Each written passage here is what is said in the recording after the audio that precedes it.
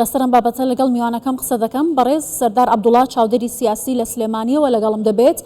بەڕێز سەردارە بینین کە شان دیدن پارتی بۆ ئێمراڵی ئەمڕۆ سەردانی سەرۆک بارزانیان کرد، پەیامی عەبدوڵڵا ئۆجەلانیان بە سەرۆک بارزانی گەیاند. بەڵام ڕۆڵی سەرۆک بارزانی لە چارەسەری پرسی کورد و هەروەها پرۆسی ئاشتی لە تورکیا و باکووری کوردستان چۆن دەبینن؟ ئەم سەردانە چەندە گرنگ بوو لەم کاتەدا؟ ئەم کاتتان باش، لە ڕاستیە ڕۆژێکی خۆشە بۆ کورد کە مەسەلەی ئاشتی لە پارچەیەکی کوردستان بێتە مەسەلەیە کە هەمومان توایە بەشداری و ئەمە مەسەلەیەکی یەکجار گرنگە. بە تایبەتیش ئێمە دۆخی ڕۆژاوا ئەبینین لە بەردەم دۆخێکی ئاڵۆزە، لە بەردەم ئەگەری باش و ئەگەری خراپیشە.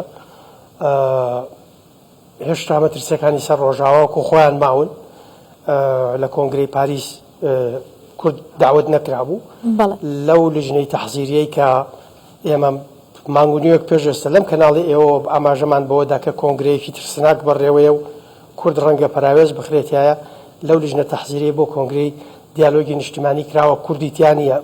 هەموو ئەمانە بەشێکی بمانەوە نەمانەوە بەسراوەتەوە بە پرۆسی ئاشتی لە باکوور و لەو دۆخەی کە هاتوۆتە پێشەوە. ئەوەی گرنگە ئێمە ئێستا لی تێبگەین دوو مەسئلە هەیە دەبێت لە بەرچاوی بگرین. یەکێکیان ئەم جارە پرۆسەی ئاشتی مبادرەکە لەلایەن دەوڵەت باخچەلیەوە دەستی پێکردو بە خاڵێکی زۆر گرنگە کە پێشتر ڕێگری پرۆسی ئاشتی بوو. ئێستا ئەو مبادرە مەخاڵێکە زۆر گرنگە لە بەرچاوی. خاڵی دووەم گۆڕانکاریە گەورەکانی بەهۆی دۆخی سووریا و بەهۆی ئەو وەزعی لە لوبنانەوە ڕوویداوە، بەهۆی تێکچوونی بەڵانسی هێز لە مەنتیقەکە دۆخێکی هێناوەتە پێشەوە کە گۆڕانکاری زۆر گەورە لە بۆیە کورد پێویستەکە ئەوەی 10 ساڵ 15 ساڵی پێشووتر نەیکردووە کە پێکەوە جەبهەی هەبێ، پێکەوە تا لێک تێگەیشتنی هەبێ، پاڵپشتی یەکتری هەبێ، پرسوڕایی موسساتی هەبێ گرنگە. ئەوەی من ئەیزانم جەنابی کاک مەسعود پێشتر مبادرەی کردووە و ئەوەیشی ئەیزانم و ڕەنگە بەشێکی زۆری بینەرانی عەزیزی نوێزانن قۆناغی پێشووتری پرۆسی ئاشتی کە مبادرەی بۆ کرد بەشێک لە دیدارەکانی وەفدی هەردوو لای خۆی میوانداری کرد بووێنی. ئەوەی من ئەیزانم کە هەندێک لە دیدارەکانی هەر وەفدی هەردوو لە باشوور کراون و بە میوانداری جەنابی کاک مەسعود کرابوون. بۆیە پەیامی جەنابی ئاپۆ ئەمڕۆ بۆ جەنابی کاک مەسعود دەبێت من خاتە بەردەم مەسئولیەتێکی گەورەترەوە. ئێمە کورد دەبێت بزانین ئەو گۆڕانکاری و ئەو گۆڕانکاریانی هاتوونەتە پێشەوە لەوە گەورەترن کە ئێمە ئەتوانین تێی بگەین، زۆر گەورەترن. بۆیە هەم مەترسیانتیایە هەم دەرفەتی زۆر گەورەتیایە. بۆ ئێمە زۆر گرنگە ئێستا بتوانین ئیش لەسەرەوە بکەین. جارێکی تر ئەمە بمان خاتە بەردەم مەسئولیەتی پێکەوە کارکردن.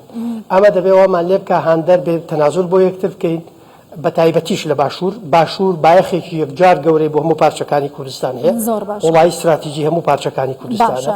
ئەو شوێنەیە کە ئەو پارچەیە کە پارچەکانی تر ئەبەستێ بەیەکەوە بۆیە گرنگە پەلە بکەن لە پێکهێنانی حکوومەتی هەرێمی کوردستان. ئەمە بەهێزترمانەکە پێکەوە ئەتوانین ئەو وەختە ڕۆڵێکی باشترجێڕین. جەنابی کاک مەسعود لەو مەسەلانە لە باکووریش و لە ڕۆژاوایش و لە پارچەکانی تری کوردستانیش ئەتوانێت ڕۆڵێکی گەورە و جیاواز بجێڕێ. بەڵام دەبێت ئەمە شوامان لێ بکە کە ئێمە پێکەوە کۆک بین و تەفاهم بکەین و ڕێکەوتنی پێکەوە بین، ئەگینا ئەوە بەتەنیا ناکرێ. باشە بەڕێز سەردار ئاماژەت بە ئەو بەرپرسیارەتیە گرنگ و گەورەیە کرد کە ئێستا کەوتوتە ئەستۆی کورد. بەڵامە بینین ماوەیەکی زۆرە کە هەولێر بۆتە شوێنی یەکلاکردنەوە یا چارەسەرکردنی کێشە هەرێمیەکان، نەک تەنها پرسی کورد. ئەمە لە چیەوە سەرچاوە دەگرێت؟ بۆچی بۆ ئەم چارەسەرانە پەنا بۆ هەولێر دەبن، پەنا بۆ سەرۆک بارزانی دەبن؟ ئەم ڕۆڵە گەورەیە لە چیەوە هاتووە متمانەیە؟ ئەڵبەتە هەرێمی کوردستان خۆی بۆ خۆی پێگەکەی گرنگە و پێگەی لە ناو هاوکێشەکانی ئێستا و داهاتووە یەکجار گرنگە. بەتەکید ڕۆڵی جەنابی کاک مەسعودیش وەکو کاراکتەرێکی مێژووی ساڵانێکی زۆر دەیان ساڵە لە خەباتە هەڵچوون و داچوونی زۆر لە مێژوویە هەیە، پەیوەندیەکی یەکجار فراوانی زۆری هەیە. پێگە و پایە و باعتیباری ئەو نەبەستراوەتەوە بە عینوان و بە پۆست و بەوانەوە و ئەوەشە کە ئەتوانێت بەهۆی ئەمانە هەموویەوە و بەهۆی ئەو ئەزمونە دوور و درێژەی کە هەیەی و بەهۆی ئەو سەنگەی هەیەی ئەتوانێت ڕۆڵێکی کاریگەر لە پێشخستنی زۆر مەسائل ببینێت. لەو ماوەی پێشووە مبادرەی کە کرد زۆر کارێکی باش بۆ مبادرەی کرد هەم ئەنە کەسەی بینی هەم نوێنەری شخصی خۆی ناردە ڕۆژاوای کوردستان بۆ خزمەت جەنەرال مەزلوم. یعنی ئەمە نیشانێدا کە سەرکردەکانی کورد بە جیاواز لەوەی کە لە میدیا و هەندێک ڕۆشنبیر بە بەردەوامی هانیانەدەن لە دژی یەکتر و سەنگەریان گرتووە پشتگیری لایەکەکەن لە دژی لایەکتر، سەرکردەکانی کورد ڕێزی یەکە گرن، اعتیبار و احترامی جیاوازیان بۆ یەکتر هەیە.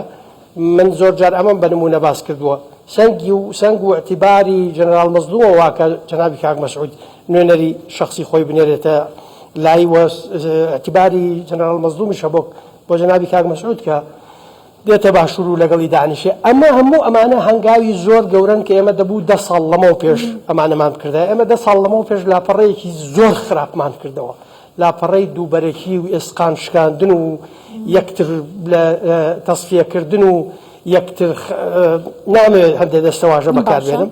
ئەم هیوادارم ئەمە ئێتر ببێتە هەڵدانەوەی لاپەڕەیەکی تازە، لاپەڕەی یەکریزی و پێکەوە کارکردن و بەهێزکردنی یەکتر و ئێمە لە دەرەنجامە پارچەکانی کوردستان قوڵای استراتیژی یەکترین، ئاسایشی نەتەوایەتیمان لە پارچەکانی ترە بە تایبەتیش باشوور کە باشوور حاڵەتێکی جیاوازیە، حکوومەتی هەیە، قەوارەکەی معتەرەفە، لە ناو دەستوری دەوڵەتە قەوارەیەکی دان پێدانراوە، لەو خەمە دەرچووە کە لە ڕووی یاسایی و لە ڕووی نێودەوڵەتیشەوە ئەوە بکرێت. هیچ پارچەیەکی کوردستان هێشتا نەیتوانی ئەوانە بەدەستبێنێ.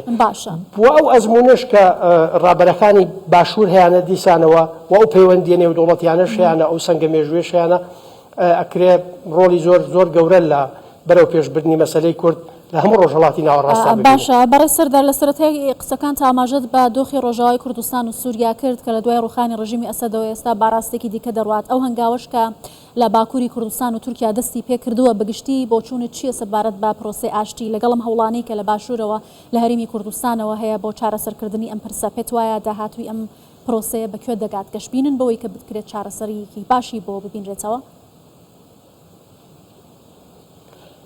ئەوە لەسەر ئێمە وەستاوە، لەسەر ئێمە وەستاوە. ئێمە لە ڕۆژاوای کوردستان هەندێک پاڵ پشتیمان هەیە، بەڵام لە ڕاستیە مەترسیەکان زۆرن، مەترسیەکان یەکجار زۆرن، ناکرێت بێخەم بین لەوەی کە پێمان وابێ ممکنە لە پڕا ئەمریکاکان بڕیارێک نەدەن لە سەفقەیەکە لە شوێنێکە هێزەکانیان بکشێتەوە تووشی قەیرانێکی گەورە بین. ئەو دۆخەی کە ئێستا و بایەخەی زۆرەی بە جۆلانی و بە حکوومەتەکە ئەدرێ دیسانەوە ئێمە لە دەرەوەی ئەم معادلانین. ئێمە قەرار بوو وەفدمان بەشداری لە کۆنگرەی 11 مانگ ئەوەی پاریس بکە، بەشداری نەکرا. ڕاستە وەفدێک بەجیا وەفدێکی هەسەدا بەجیا داوت بوون لە ئیلێزێ، بەڵام یعنی ئێمە 100 ساڵ لەمەوە پێش 100 ساڵ پێش ئێستا لە کۆنگرەی پاریس، لە کۆنگرەی سڵحی پاریس جەنەرال شەریف پاشا لەوێ داوای دەوڵەتی کوردستانی کردووە. ئێمە دوای 106 ساڵ ئێستا لە دۆخەکانی داوت ناکرین بۆ کۆنگرەی پاریس. ئەمە دەبێت بمان خاتە بەردەم مەسئولیەتێکی ئەخلاقی نیشتیمانی نەتەوەییەوە کە ئەوەی ئەتوانێت وامان لێ بکە ببینەوە بە ئەو هێزە کاریگەرەی ئیرادەی خۆمان بسەپێنین و سووریای داهاتوو بەبێ ئێمەدانە ڕێژرێتەوە، تەنها پێکەوە کارکردنمانە و هەموو هەوڵێکمان ئێستا بۆ ئەوە بێ کە هەوڵ بدەین پرۆسی ئاشتی لە باکوور بچێتە پێشەوە. بەرپرسیارەتی نیشتیمانی و ئەخلاقیە ئاماژەی گەشن، یعنی ئاماژەی ئیجابین لە ئەستۆی هەمومانە، لە ئەستۆی سەرکردەکانە بە دەرەجەیەک، لە ئەستۆی میدیاکارەکان و دەستگا میدیایەکانە کە بەم ئاراستەیە کار بکەن، لە ئەستۆی ڕۆشنبیرەکانە کە گوتاری تا ئێستش ئەگەر گوتاری دووبەرەکی و ڕقەبەرایەتی و ئەوانەمان هەبوو بێ ئێستار هەمومان من سێ جار گوتم پێویستەکە ئێستا 50-60 ملیۆن کورد لە سەرتاسەری جیهان پێکەوە بە یەک دەنگ بڵێن بەڵێ بۆ یەک ڕیزی، بەڵێ بۆ پێکەوە کارکردن، بەڵێ بۆ یەکتر قبولکردن، بەڵێ بۆ ئەوەی کە یەکتر بەهێزکەین، یەک ڕیزیمان هەبێ بۆی بتوانین لەم دۆخە ئاڵۆزەی جیهان میلەتەکەمان لەو مەترسیانەی لە ڕێگەن بپارێزین و ئەگەر ئێمە باش بتوانین ئەو دەرفەتانە بقۆزینەوە، باوەڕکەن دەرفەتی کوردستان تا ئاستی دەوڵەتی سەربەخۆ، تا ئاستی دەوڵەتی سەربەخۆ کوردستان دەرفەتی هەیە، بەڵام ئەگەر پێکەوە نەبین نەک دەوڵەت نایەتە دی ئەوەیشی هەمانە لە دەستێدین. بۆیە گرنگە لەم ڕوانگەیەوە هاتنی وەفدی ئیمرالی و جێی خۆشحاڵیە کە دێن هەڵبەتە ئەوان دێن بۆ وڵاتی خوان و بۆ لای گەلی خوان و کەسوکار و هاوپەیمان و پاڵپشتی خۆیان دێن، بەڵام گرنگە لەم قۆناغەیە دێن. گرنگە کە جەنابی ئاپۆ پشت بە باشوور و بە جەنابی کاک مەسعود دەبەستێ و گرنگە جارێکتر لێرەوە پشتگیری کوڕ دەکرێت.